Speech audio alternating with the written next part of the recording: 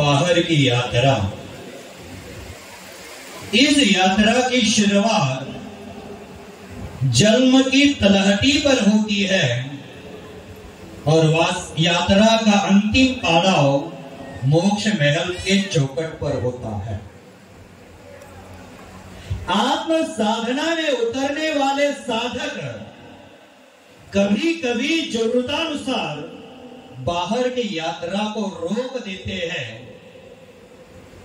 बाहर की यात्रा को रोककर एक स्थान पर रह करके स्वाध्याय और साधना करने का नाम चतुर्मास होता है।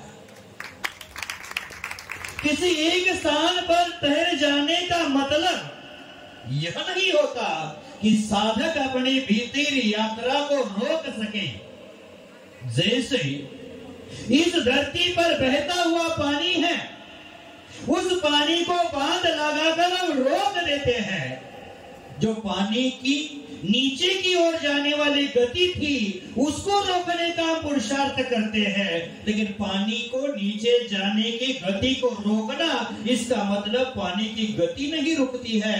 पानी नीचे जा रहा था वह रुक गया, लेकिन पानी ऊंचाई की ओर चढ़ना शुरू हो जाता है। उसी प्रकार साधक है अपनी बहिरंग की पदयात्रा इस चतुर्मास के काल में रोकते हैं और आत्म साधना की यात्रा को ऊंचाई की ओर पहुंचाते हैं। उसी का नाम चतुर्मास होता है। बंधुओं, आचार्य भगवंतों ने कहा है कि साधक बरसात के इन दिनों में एक स्थान पर रुक करके अपनी आत्म साधना की यात्रा को हमेशा जारी रखता है। बंधुओं, विगत दिनों से मैं आपके क्षेत्र में रह रहा हूं, मेरी आत्मा की साधना में कर रहा हूं। आत्म परिणामों को निर्मल रखने का, निर्मल परिणामों को उज्जवल बनाने का और उज्जवल को विशुद्धि की ओर ले जाने का परम पुरुषार्थ मेरा चल रहा है। और उस साधना में सहयोगी गिनत अनगिनत हाथ है, अनगिनत लोगों ने उसमें सहयोग दिया है।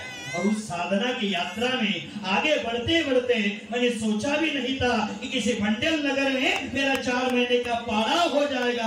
आपके पुण्योदय से, आपके पुरुषार्थ से ये 4 महीने का पड़ाव आपके बंडेल नगर में हो गया है। अब 4 महीना तो क्या कहते हैं, भगवान देता है तो छप्पड़ फाड़ कर देता है। अब छप्पड़ कौन बोलता है? कोला। भगवान देता है तो स्लैब फाड़ के देता है। ऐसे तो साधक का चतुर्मास 4 महीने का होता है। और मनीष भाई के शब्दों में बोला जाए तो 4 महीना में बंडल वालों को 1 महीना डिस्काउंट मिला है, क्योंकि 100 साल में चतुर्मास नहीं हुआ तो 100 साल में 1 महीना तो डिस्काउंट बनता ही है। क्योंकि हम जेके मसाला के दुकान में, मार्केट में, ऑफिस में जीरा लाने जाते हैं तो लगता है 100 किलो अगर जीरा कोई खरीदता है तो 2 किलो फ्री भी देते होंगे। मार्केट में हम जाते हैं तो 5 लीटर ऑयल खरीद लेते हैं तो उस पर 1 बाल्टी फ्री मिलती होगी। ऑनलाइन में हम सामान खरीद लेते हैं, एक वस्तु पर 1 वस्तु फ्री मिल जाती है। उसी प्रकार बंडल वालों को 4 महीने में 1 महीना फ्री मिल गया है कि चतुर्मास में चमत्कार करने के लिए ये चतुर्मास की गंगा है। इसको छोटा मत समझना, इसको सामान्य मत समझना कि गंगा की निकलने वाली पतली धार है वो इस धरती पर बहते बहते एक दिन गंगा सागर बन जाती है। आकाश से गिरने वाली छोटी सी बूंद है वो पहाड़ को जन्म देती है। जमीन में बोया गया छोटा सा बीज है वो विशाल वृक्ष को जन्म देता है। उसी प्रकार बंडल की धर्म सभा भले आज गंगा होगी लेकिन एक दिन गंगा सागर जरूर बनेगी। ये बंडल की धर्म सभा आज भले बीज है लेकिन एक दिन वृक्ष जरूर बनेगा। ये बंडल की धर्म सभा आज भले छोटी लग रही होगी लेकिन भविष्य काल में एक प्रकाश से पूरी धरती को दीप्यमान करेगी, प्रकाश से प्रकाशित करके रहेगी। बंधुओं, इस बंडल की नगरी में आने के लिए मुझे 6 महीना लेट हो गया, पहले क्षमा कर देना।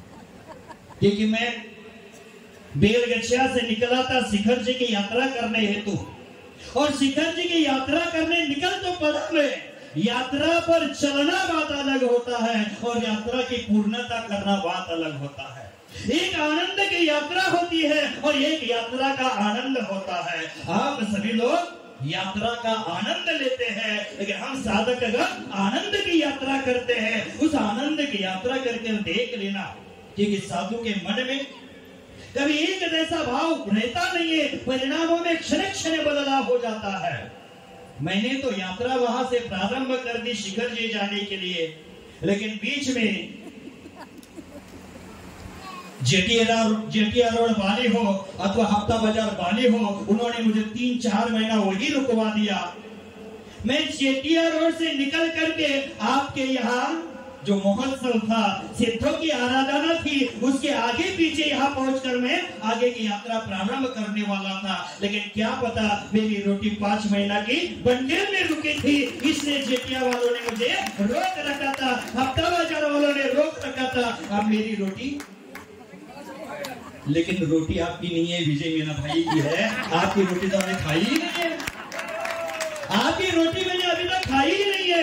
आपकी रोटी नहीं खाते हैं तब आप इतना भीड़ लगाते हैं। आपकी रोटी खाएंगे तो मेरे मुख से क्या क्या जिनवानी की धर्म वर्षा हो जाएगी, मुझे भी पता नहीं है। आपकी रोटी खिलाने के लिए साधक आपके दरवाजे पर आया, साधक आपके चौखट पर आया है, और साधक आपके चौखट पर आता है और उसके अतिथि संविभाग हम नहीं करते हैं, साधु की सेवा नहीं करते तो कोई नहीं करते, कुछ नहीं किया हमने। बंधु 4 महीना लेट हुआ। मैंने सोचा था कि सिद्ध चक्र आराधना में पहुंचना है, सिद्ध चक्र आराधना में, सिद्धों की आराधना में पहुंचना, कुछ कारणवशात नहीं पहुंच पाया।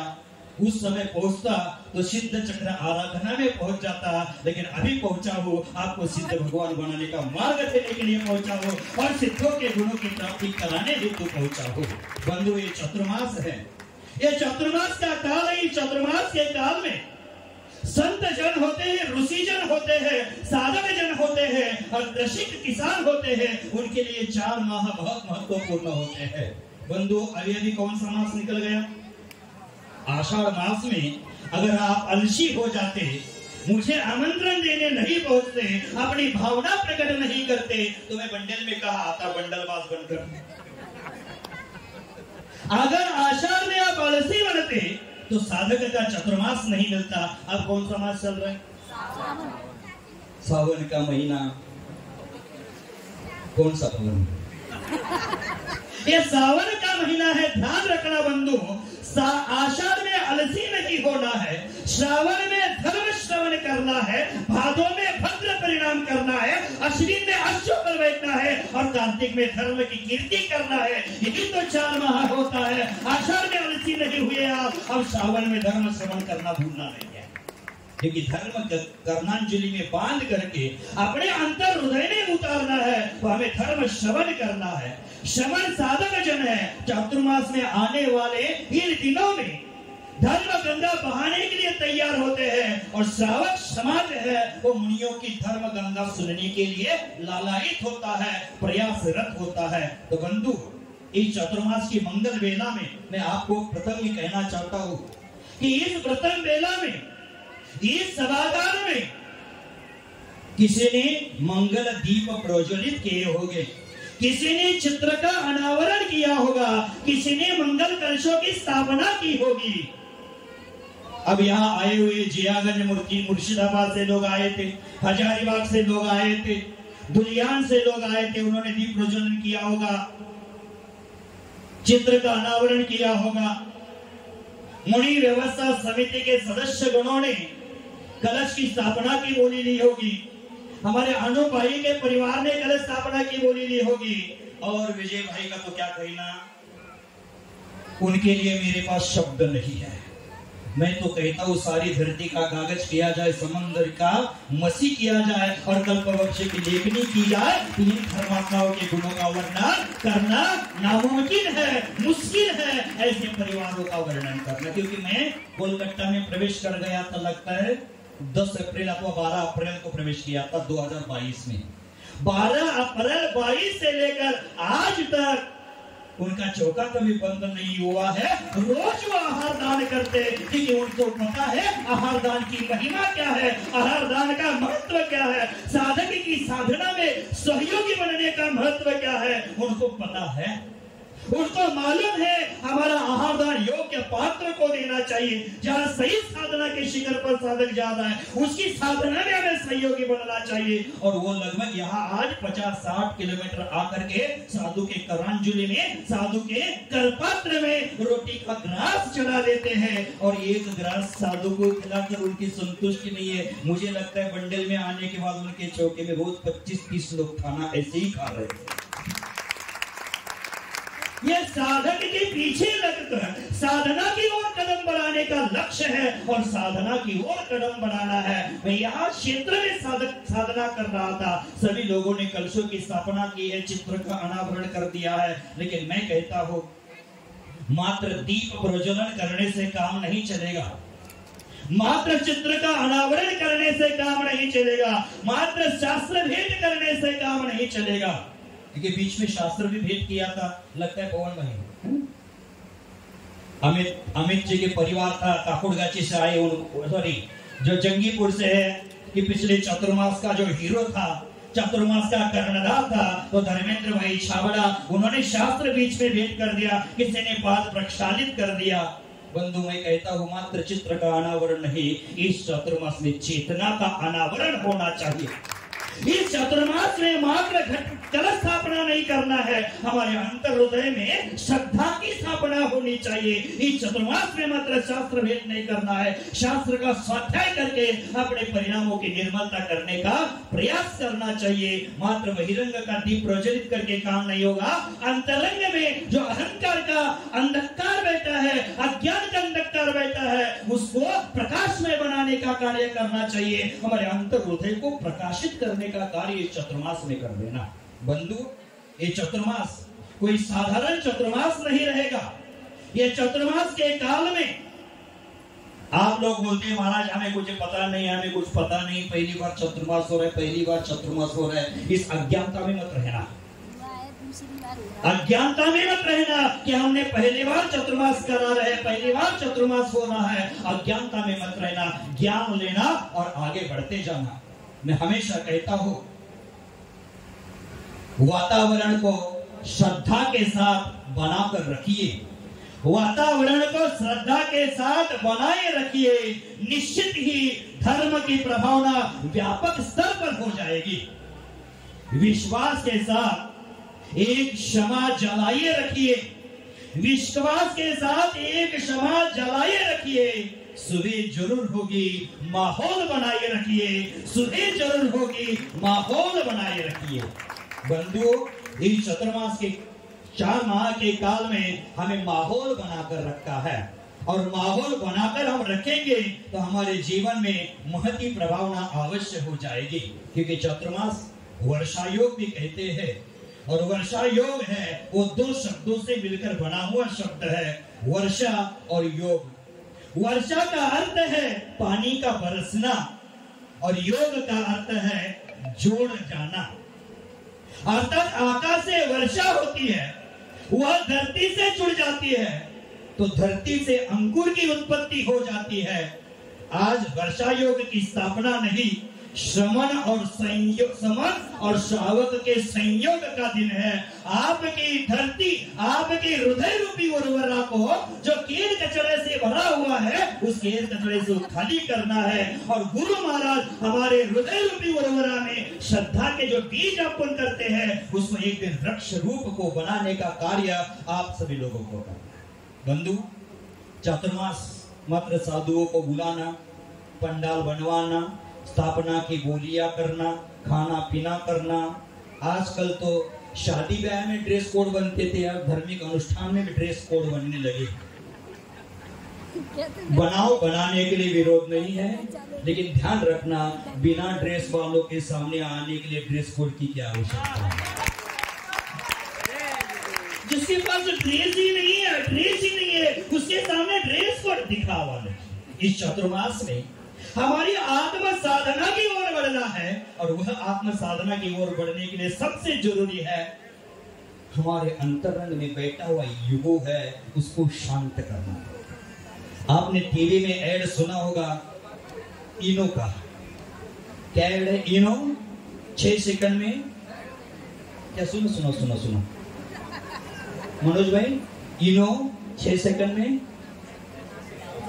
पेट साफ, इनो 6 सेकंड में पेट साफ, और ईगो 6 सेकंड में जीवन साफ कर देता है। हमें ईगो को विराम देकर अहंकार की कार से उतर मोक्ष की यात्रा करनी चाहिए। इस चतुर्मास में हमें यह करना है। बंधु, हमारे समाज के पास बहुत सारी शक्ति है, बहुत सारी ऊर्जा है, बहुत सारी ताकत है, लेकिन हमारे ईगो के कारण, हमारे अहंकार के कारण, हमारे वाद विवाद के कारण वो शक्तियां नष्ट होती जा रही है, वो ऊर्जा समाप्त होती जा रही है, और हमारे पास जो ताकत है, हिम्मत है, वो खोखली बढ़ती जा रही है। आज भारत देश में देखा जाए तो जैनियों की आबादी 0.2% है, 0.2% जैनियों की आबादी है, लेकिन भारत सरकार को लगभग 24-25% टैक्स देने वाली जैन समाज है। पूरे देश को चलाने की हिम्मत हम रखते हैं। बंधु, हमें कभी सोचना चाहिए, कुल इनकम में 24% हिस्सा आज भारत की अर्थव्यवस्था में जैनियों का है। भारतवर्ष में दान देने वाले बहुत सारे लोग हैं। उस भारत में दान देने वाले लोगों में 62% हिस्सा जैन भाइयों का है। भारत देश में कुल 16,000 गौशालाएं चलती है। हमें गर्व है, उसमें से जैन बंधु 12,000 गौशालाएं चलता है। भारतवर्ष में धर्म की संस्कृति को आगे बढ़ाने के लिए मंदिरों की आवश्यकता होती है, कीर्तों की आवश्यकता होती है। भारतवर्ष में जितने मंदिर हैं, हिंदुओं के हो गए, बंगाली लोगों के हो गए, मुस्लिम लोगों के मस्जिद मजार हो गए, और जैनियों के मंदिर हो गए। इस भारत देश में लगभग 80,000 जैन मंदिर और जैन तीर्थ क्षेत्र है कि इस धरती की गौरव गरिमा बढ़ाने का काम हमारे जैन बंधुओं ने किया है। हमारे यहाँ मनोज भाई है, सोनू भाई है, स्टॉक मार्केट का काम करते हैं। उस स्टॉक मार्केट में लगभग 46% दलाल हमारे जैनी कार्य करते हैं। ये भी हमारे लिए गौरव की बात है। भारतवर्ष में जितने प्रमुख न्यूज़पेपर है, उसमें ज्यादातर ज्यादा न्यूज़पेपर, बड़े बड़े न्यूज़पेपर के मालिक जैनी है। हमारे पास क्या नहीं है। आज भारत में कुल की आबादी से हमारे प्रतिशत का हिस्सा पकड़ लिया जाए तो आधा प्रतिशत तो 0.2% ही है।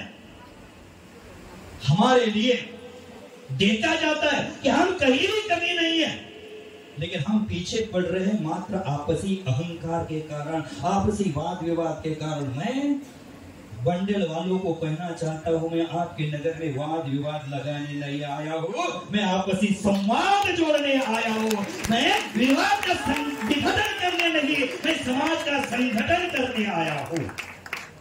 बंधु, हाथ की 5 उंगलियां होती हैं, है ना? आपको 5 उंगलियां हैं, हाथ ऊंचा करो। इसका मतलब मैं चुनावी प्रचार नहीं कर रहा हूं। 2 दिन पहले मैंने कहा था राहुल गांधी भाई साहब की शादी क्यों नहीं हुई, क्योंकि सोनिया गांधी हर सभा में बोलती है बहुमत दो, बहुमत दो, बहुमत दो। बाकी कुछ बात माने ना माने, ये तो मान लिए, बहुमत दिए अभी तक।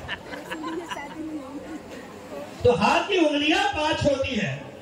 हाथ की प्रत्येक उंगलियों का कार्य अलग अलग है, लेकिन हाथ की उंगलियां अलग अलग कार्य कर नहीं सकती है। एक बार हाथ की उंगलियों में झगड़ा शुरू हो गया। मैं बड़ा, मैं बड़ा, मैं बड़ा। बड़ा कौन है? कौन बोला दही बड़ा? इतना तो छोटा होता है, फिर भी दही बड़ा, क्योंकि वो दही में पड़ा है, इसलिए। ये जगत में कौन बड़ा है? किसी ने कहा इस जगत में शेषनाग बड़ा है, क्योंकि हिंदू मान्यता अनुसार ये धरती शेषनाग पर खड़ी हुई। किसी ने कहा इस धरती पर शेषनाग खड़ा है, तो दूसरे ने कहा शेषनाग कैसे बड़ा हो सकता है, क्योंकि वो शंकर जी के गले में पड़ा है, इसलिए शंकर जी बड़े हैं।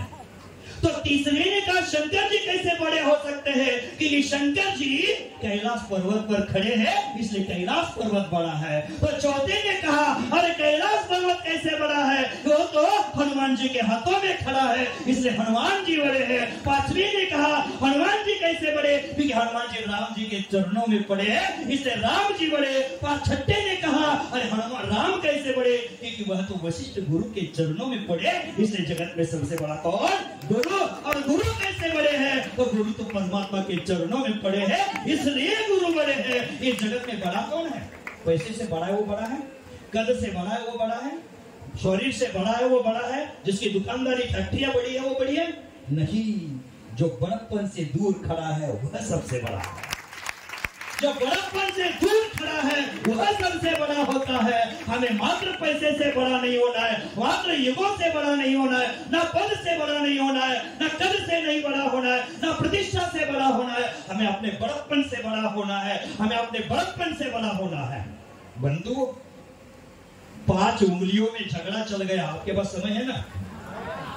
आपके पास समय है ना? कि ये खाने की इंतजाम आए 500-600 लोग होंगे, लेकिन खाने का इंतजाम कल से चल रहा है। मंदिर पे बैठ नहीं पा रहे, रगड़ रगड़ कर भैया क्या बना है? कचौड़ी, काजू बर्फी, बुंदिया, गुलाब जामुन, लड्डू। बनाओ, खाओ खाओ खाओ, क्योंकि आपका गला खाने के लिए है और भाई साहब का गला गाने के लिए है। गा गा कर सबको मंत्रमुग्ध कर रहा था। तो ध्यान रखना, आपके पास समय है ना? है ना? कल बाद में बोलेंगे महाराज एक बार जाते लेकिन महाराज छोड़ते ही नहीं। बंधुओं, मैंने छोड़ने के लिए आपको पकड़ा कहा था, मैंने आपको छोड़ने के लिए नहीं पकड़ा है, परमात्मा से जोड़ने के लिए पकड़ा है। और 4 माह में जोड़ने का प्रयास मेरा जरूर रहेगा। 5 उंगलियों का झगड़ा। अंगूठा बोलने लगा मैं सबसे बड़ा, क्योंकि मेरे बिना कोई काम होता ही नहीं। माइक पकड़ना है तो अंगूठा की आवश्यकता, कोई वस्तु उठाना है तो अंगूठे की आवश्यकता, और इतना ही क्या, कोई अनपढ़ हो तो ठप्पा लगाने के लिए भी अंगूठा, और इतना ही क्या, किसी को ठेंगा दिखाने के लिए भी अंगूठा, और किसी को नीचा दिखाने के लिए भी अंगूठा। अंगूठा क्या बोलता है? मैं सबसे बड़ा। ये इनका वाद विवाद एफआईआर दर्ज होकर न्यायालय में पहुंचा था। हाथ के अंगूठे ने स्वयं को बड़ा साबित करने के लिए बहुत सारे प्रयास किए, लेकिन अंगूठा बड़ा हो नहीं पाया। उसके बाद क्या बोलते हैं उसको? अनामिका। इसको हम तो इंडेक्स फिंगर कहते हैं। अजय भाई कहाँ है, जय कुमार भाई कहाँ है, सुलोचना बहन कहाँ बैठी है? ये उंगली दिखाने का काम, कौन अच्छा है कौन बुरा है, उंगली मात्र दूसरे के दोष दिखाने का काम करते। लेकिन बंधुओं, ध्यान रखना, दोष दिखाना कभी गलत नहीं होता है।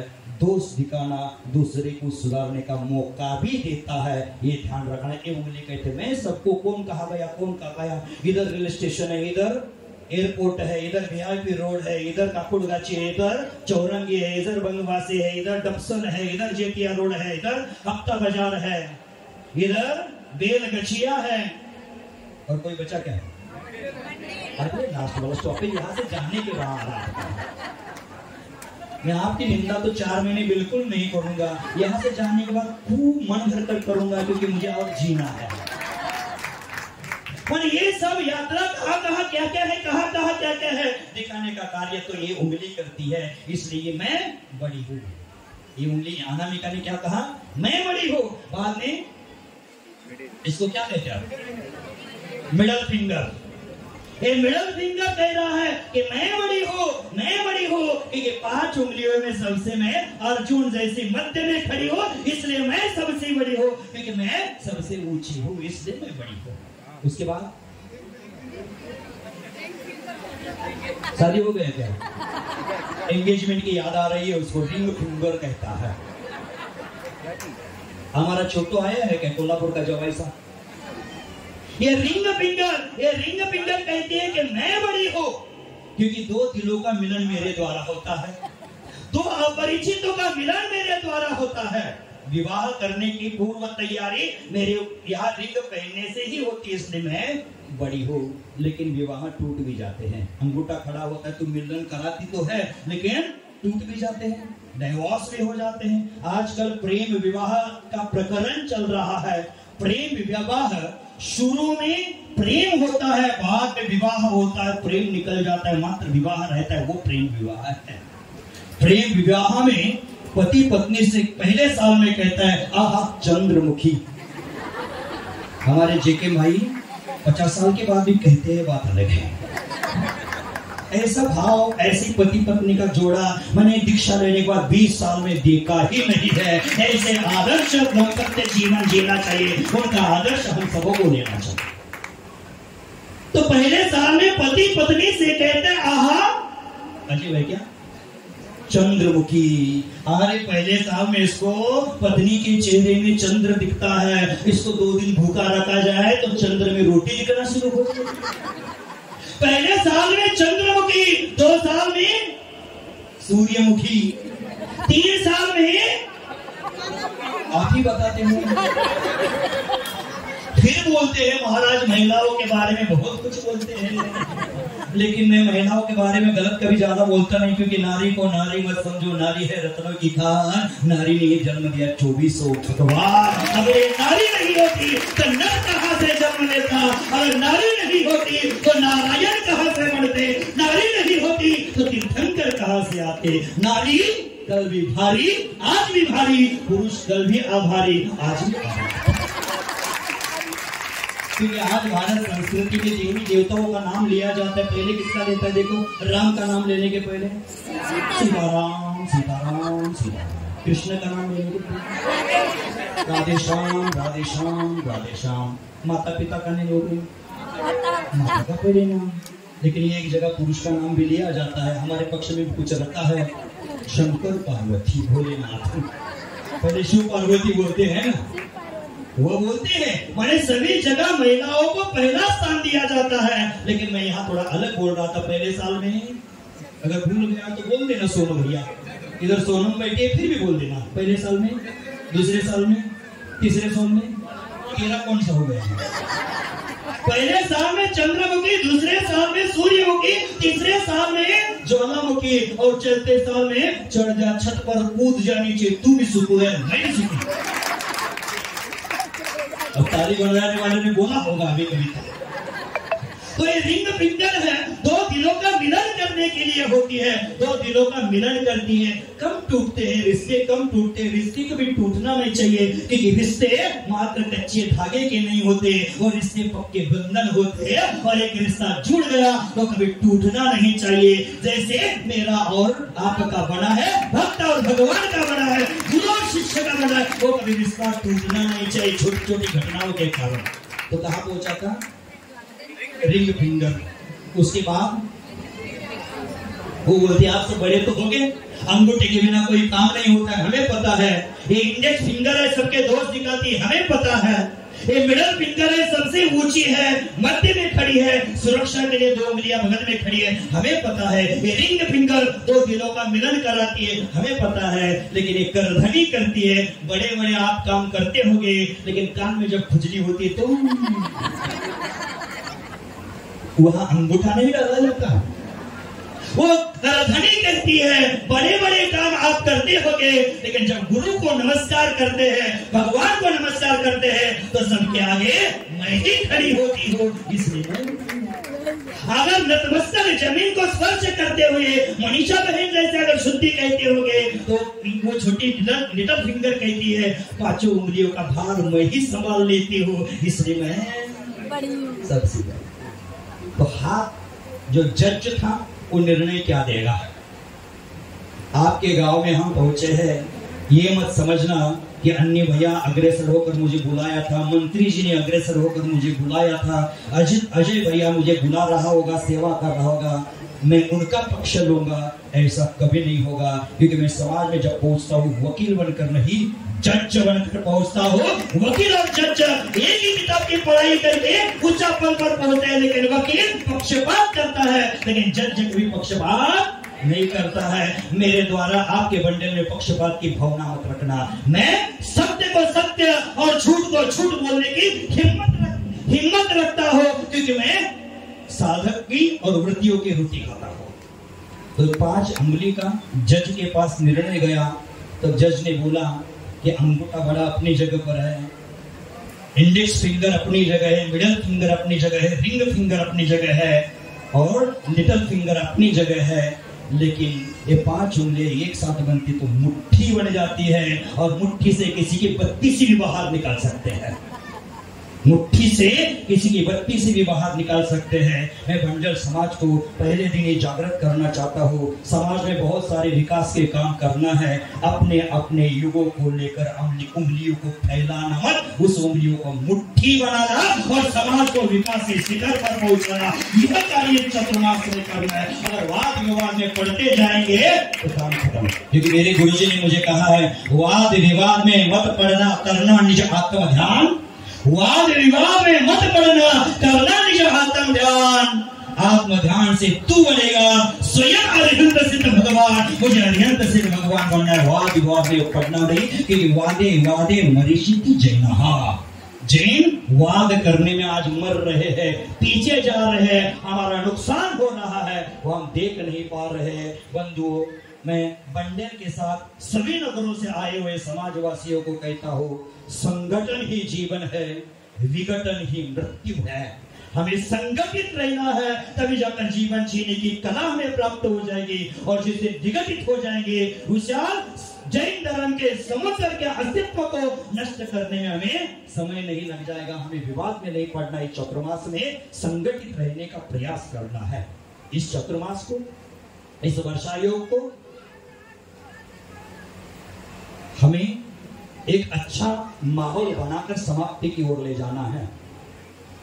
वर्षा योग जीवन को त्योहार बनाने का सुअवसर है।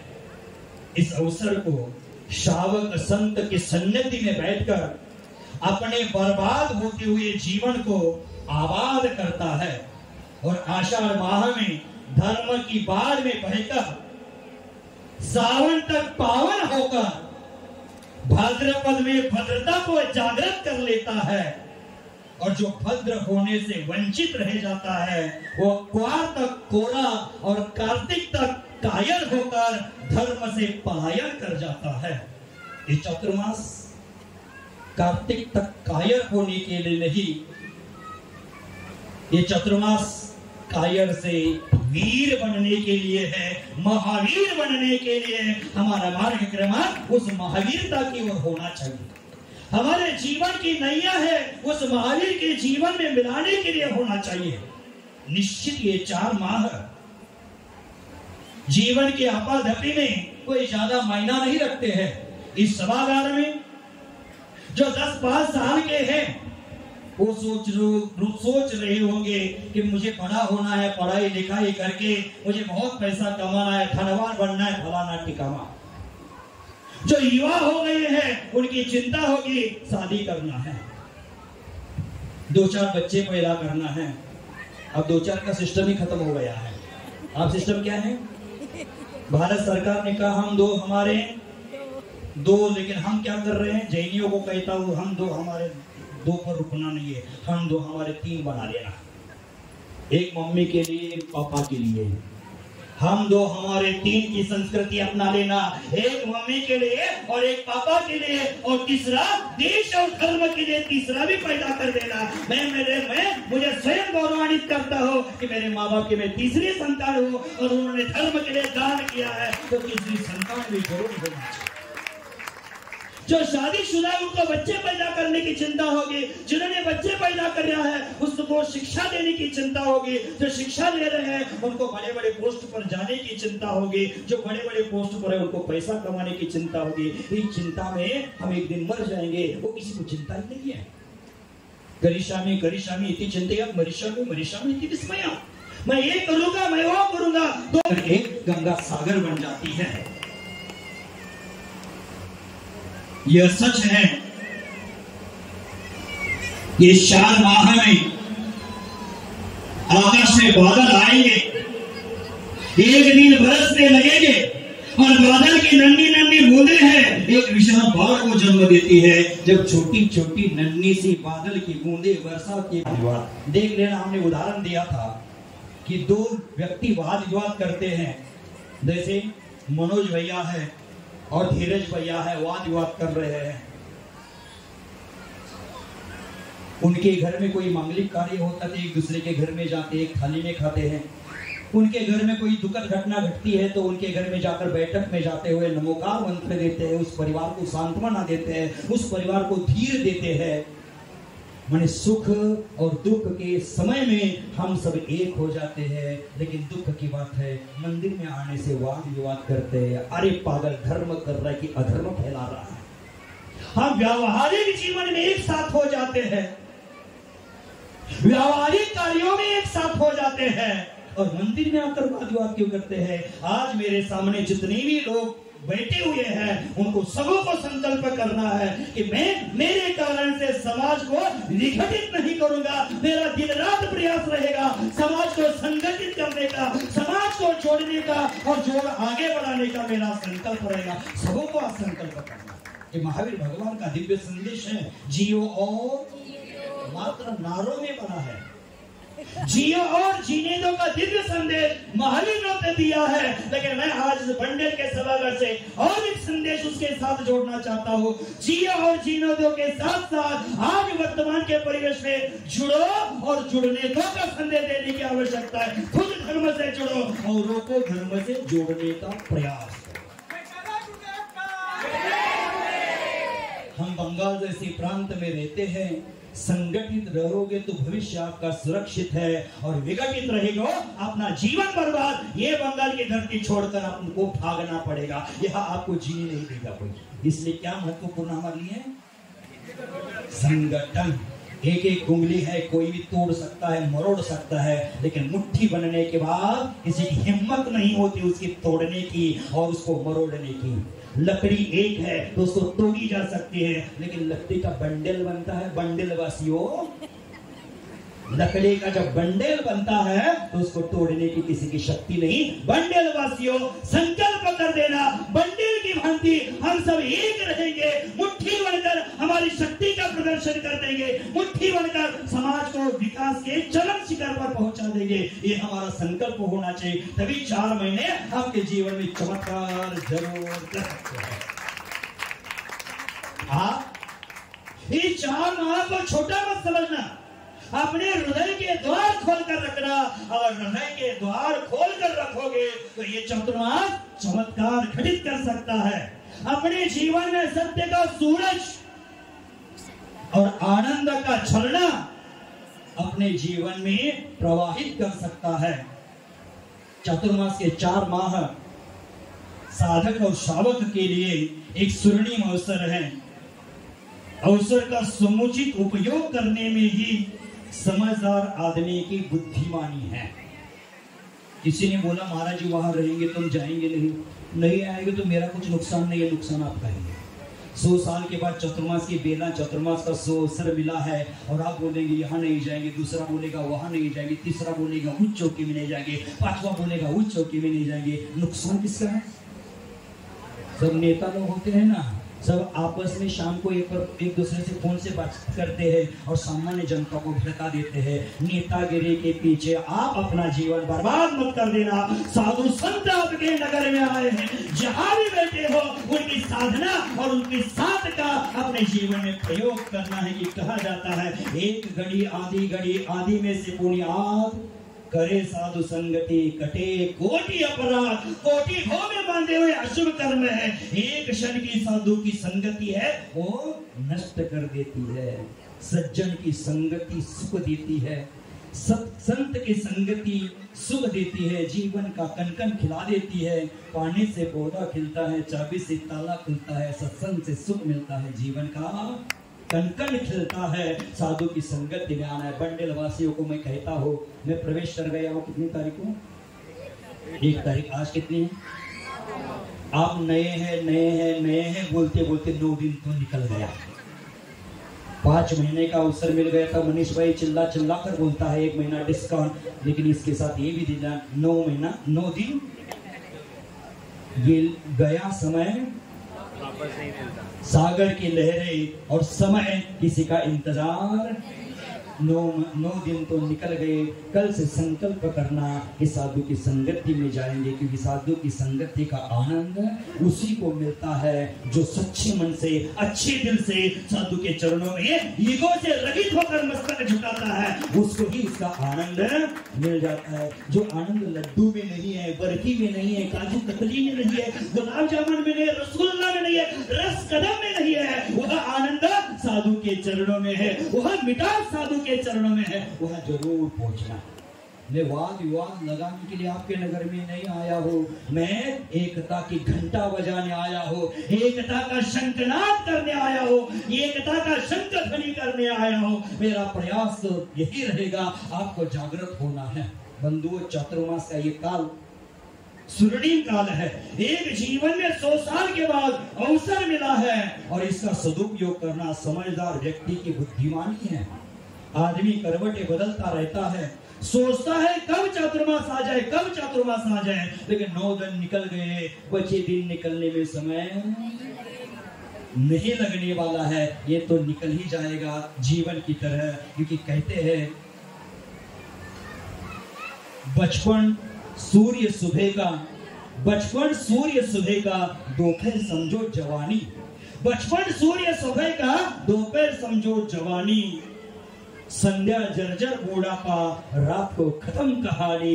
एक दिन की अपनी जीवन लीला है। ये चातुर्मास कब खत्म होगा आपको पता नहीं चलेगा। चातुर्मास जो मिला है उसका अवसर हमें लेना है और उस अवसर के साथ अपने जीवन को स्वर्णिम यात्रा की ओर ले जाना है। भगवान करे, परमात्मा से मैं प्रार्थना करता हूँ, ईश्वर से मैं प्रार्थना करता हूँ कि ये चातुर्मास हमारे लिए केवल चातुर्मास न रहे, हमारे लिए ये चातुर्मास एक वरदान बन जाए और हमारे जीवन में एक अपूर्व अवसर बन जाए।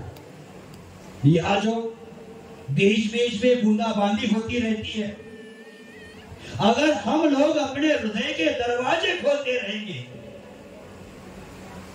निर्मल और सौम्य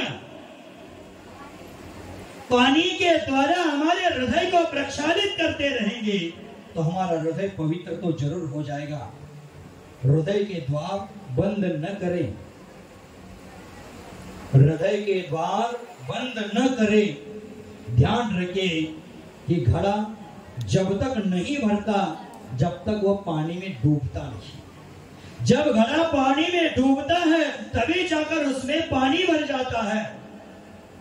घड़ा जो जो पानी में उतर जाएगा तो सागर घागर में समा जाएगी।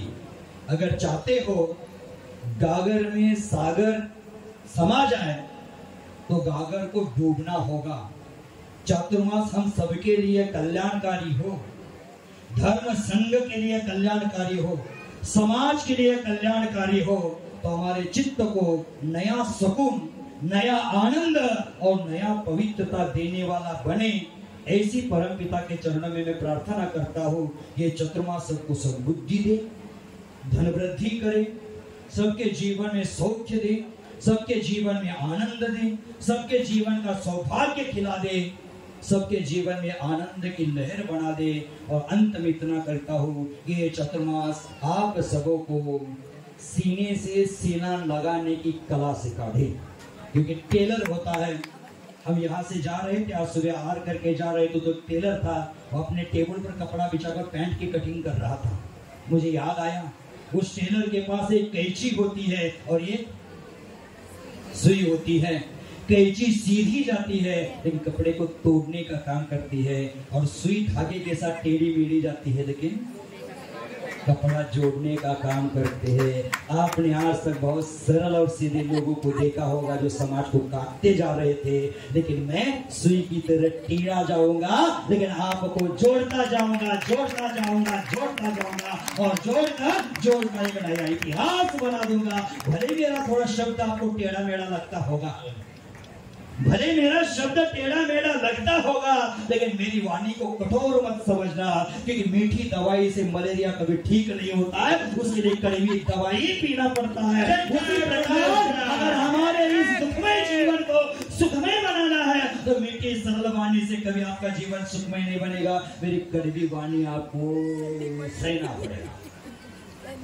कड़वी दवाई सहते हैं तो बीमारी दूर हो जाती है, और कड़वी बोली सुनते हैं तो हमारा जीवन का रोग दूर होता है।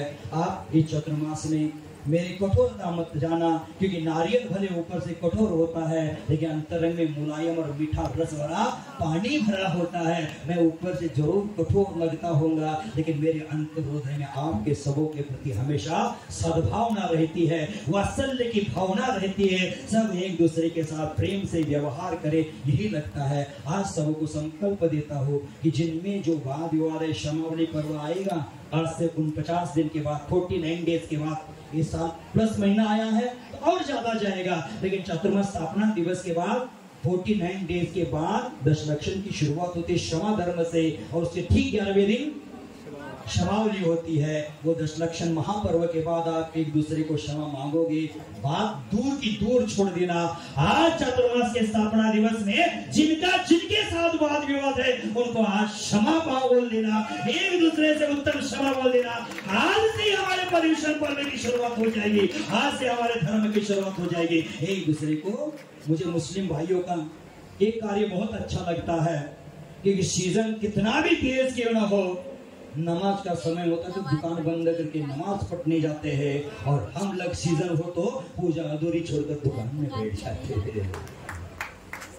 मुस्लिम बंधुओं का मुझे अच्छा लगता है, भले कितना भी दुश्मन क्यों ना हो लेकिन ईद के समय एक दूसरे को गले मिलता है, ईद मुबारक कहता है। उसी प्रकार हम भी एक दूसरे को गले मिले और पिछला जो भी हुआ था उसको भूल कर हमारे समाज को विकास के चरम सीमा को चरम शिखर पर ले जाने का आप सब लोग संकल्प करें, तभी जाकर शीतल सागर का ये 2023 का 23वें तीर्थंकर के आसमानी छाव तले जो चतुर्मास हो रहा है वो सफल हो जाएगा, सार्थक हो जाएगा। आप सभी लोग संकल्प करें, आज ही हमारा क्षमावली पर्व है। क्यों अजय भाई, ठीक बोल रहे हैं? संजीव नाम है, ठीक है। राजीव गांधी के बाद संजीव गांधी पहले गया था, इसलिए राजीव का बाद नाम आता होगा, ठीक है। आपको संकल्प करना है, संकल्प करें कि हम सब एक साथ एकता का परिचय देंगे और एकता से हमारे विकास की यात्रा की ओर ले जाएंगे। क्योंकि आपके घर में कोई रिश्तेदार आता है, 1 महीना रहने का प्लान बनाकर आया है और पति पत्नी का रोज झगड़ा चल रहा है, मारा पेटी चल रहा है, कितना दिन रहेगा? कितना दिन रहेगा? कितना दिन? जोर से बोलो। 2 दिन, 1 दिन, नहीं तो अटैची लेकर लोकल ट्रेन पकड़कर हावड़ा। आपके घर के आने वाले रिश्तेदार इतने होशियार होते हैं कि अपना झगड़ा देखकर वह आपके घर से निकल जाते हैं। मैं इतना बुड़बक नहीं हूँ समाज का झगड़ा देखकर आपके गांव में रुकने के लिए। ये वाद विवाद रखना नहीं है, एकता का परिचय, एकता की मुट्ठी बांधना है, समाज की शक्ति, समाज के विकास में काम करना है, समाज के विघटन में नहीं, एकता का परिचय दे। और चतुर्मास ऐसा आदर्श बनाए जैसे कलकत्ता में आदर्श चतुर्मास होती ही है। वहां के गुरु भक्त मुनि भक्त तो बहुत ही है, इनको मैं कम नहीं कर रहा हूँ, लेकिन ऐसा आदर्श बनाए, उनके जैसा कर नहीं पाए, उनके आगे कर नहीं पाए, लेकिन उनके पद चिन्हों पर चलने का प्रयास हो आप पंडलवर्षी जरूर करना और अपने जीवन को विकास की यात्रा की ओर ले जाना। आज की लंबी चर्चा को यही विराम 5:15। कितना हो गया? 5:15 लगता है। 4 को 5 मिनट कम था तब शुरू कर दिया था, सॉरी 4 को 5 कम था तो शुरू हो गया, तो 5:15 हो गया। 5:4 हुआ है। घड़ी आगे चलो, ये घड़ी टिक टिक करती घड़ी मानो हमें यह बतलाती, टिक टिक करती घड़ी मानो हमें यह बतलाती, करना है सो जल्दी कर लो घड़ी बीतती जाती, करना है सो जल्दी कर लो घड़ी बीतती जाती। हमारे जीवन में ये घड़ी इंतजार नहीं करती। इसमें कितने कांटे होते हैं? मैं रुकूंगा तो नहीं, क्योंकि ऐसे अरे गहरे नत्तू खैरे की रोटी नहीं खाता हूँ, विजय भाई की रोटी खाता हूँ। तो मेरे मुख से रुकने का नाम नहीं ले रहा कि जनवाने की सेवा। कितने कांटे होते हैं? 3 होते। अलार्म का भूल गए क्या? अलार्म का भी होता है, 3 कांटे होते हैं। 1 सेकंड का कांटा होता है, 1 मिनट में एक चक्कर लगाता है। मिनट का कांटा होता है, 1 घंटे में एक चक्कर लगाता है। और घंटे का कांटा होता है, पूरे 12 घंटा में एक चक्कर लगाता है। सेकंड का कांटा, बहुत बोलने वाले लोग होते हैं। जब हम पूछते कितने बज गए, आज घड़ी में सेकंड के साथ बताना हो तो 5:15 होकर 7 सेकंड हो गए हैं, लेकिन सेकंड को कोई वैल्यू नहीं देता। मात्र 5:15 हो गया, 4:05 हो गया, माने सेकंड की कोई कीमत नहीं, ज्यादा बोलने वाले की कोई कीमत नहीं। उसे मिनट का कांटा कम चलता है, उसकी थोड़ी कीमत है। घंटे की कांटे की ज्यादा कीमत है, क्योंकि घंटे का कांटा कभी बोलता नहीं। हमारे भगवान ज्यादा बोलते नहीं, उनकी कोई कीमत ज्यादा है। वो ज्यादा बोलते नहीं, ज्यादा कीमत, ज्यादा बोलने वाले की कम कीमत। तो आप अपने जीवन को ऊंचाई की ओर ले जाना। कल से जैसा समय मिलेगा, जितना प्रकार का समय मिलेगा, आप जब जब लेने के लिए तैयार रहना। संजीव भैया, सब लोग बोलते हैं नए हैं, नए हैं, नए हैं। अब नए हैं तो नए बोलना नहीं है, आप सीखने का प्रयास करना। आप जैसे नए हैं उसी प्रकार मैं भी बंडल में नया हो। कोई महिला मुझे 4 दिन पहले बोलती, महाराज मैं पहली बार हार दे रहा हूँ। मैंने मन में बोला, मैं भी पहली बार आपसे ले रहा हूँ। आप पहली बार दे रहे तो मैं भी पहली बार ले रहा हूँ। मैंने आपसे कब 100 बार लिया है। आप नए हैं छोड़ देना, नए को पुराना बनाना और पुराना ओल्ड इज गोल्ड बनाना। और जो सीखा नहीं है वो सीखने का प्रयास करना। मेरी माता बहनों, युवाओं को, बुजुर्गों को, सबको कहता हूँ, सुबह आओ, शाम आओ, दोपहर आओ। सुबह आओ, शाम आओ, दोपहर आओ।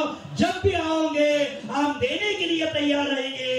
कभी राम देंगे, कभी राम देंगे, तो कभी शाम देंगे। यही रहेगा मेरा 4 महीने का काम और यही रहेगा मेरा विश्राम। आप लेने के लिए जरूर तैयार रहना। सूरज अपने दरवाजे तक आता है।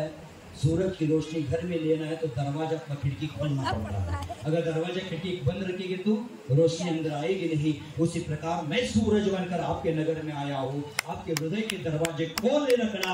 मेरी किरणें आपके हृदय में जरूर पहुंच जाएगी। आपका आत्म विकास जरूर हो जाएगा। विभिन्न क्षेत्र से एक जयकारा होता है, अच्छा लगता है इसलिए। दूसरा जयकारा होता है, महाराज बस करो, बंद करो। ये किसलिए बंद करने के लिए तालियां बजती है। मैं जानता हूँ बंद करने के लिए तालियां बजती है और अच्छा लगता है इसलिए तालियां बजती है। आप किसलिए इतना हड़बड़ा दिए? ठीक कल से आपको सुबह को जो मंत्रिमंडल ने आयोजन समिति, नियोजन समिति जैसी व्यवस्था बनाएगी, उसी प्रकार बनाना। 5:15 बज गए, मैं ज्यादा देर नहीं कहूंगा क्योंकि आपका रसगुल्ला पेड़ा इंतजार कर रहा है। जय महादेव। जबली पर पूज आचार्य गुरुदेव श्री ईश्वर शीतल सागर जी महाराज जी के